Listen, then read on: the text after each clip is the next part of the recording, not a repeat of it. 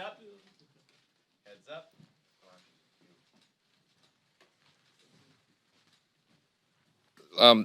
He's made very clear that he's doing this in the executive branch under his executive authority, and it doesn't involve Congress in that way. Look, you have to trust the president's instincts on the economy, okay? And why? You don't. This isn't blind faith.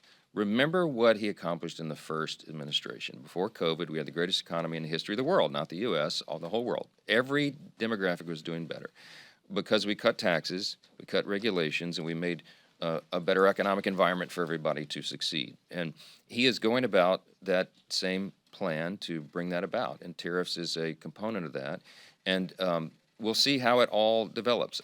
I want to thank our great colleague from Kansas, former Attorney General. He knows that, I mean, the reciprocal tariff policy is one that makes a lot of common sense. I mean, you look at the trade disparity between many nations, and much of this began after World War II, and the rationale apparently was, well, we need to rebuild Europe, and America emerges as the great superpower, so we should have this imbalance. It's fair. It's, this is what we need.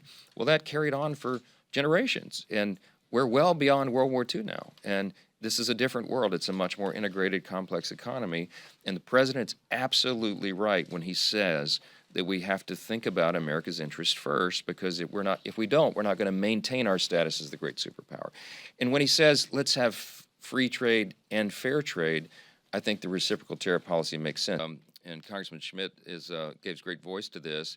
We're talking about this problem of roads. If we raise and match their tariff policy, I think ultimately what happens is you get back down to a free trade agreement, that these countries that have engaged in this disparity, this raw deal for Americans for so long, it'll get their attention, and they'll, I think, reduce their tariffs on us. Then you get back to a free and fair trade situation. So, look, we'll see what happens. I think it's going to go forward, and it may be rocky in the beginning, but I think that this will make sense for Americans, and it will help all Americans. So, is there a legal constitutional path for him to seek a third term, and would you support him if he went down that road?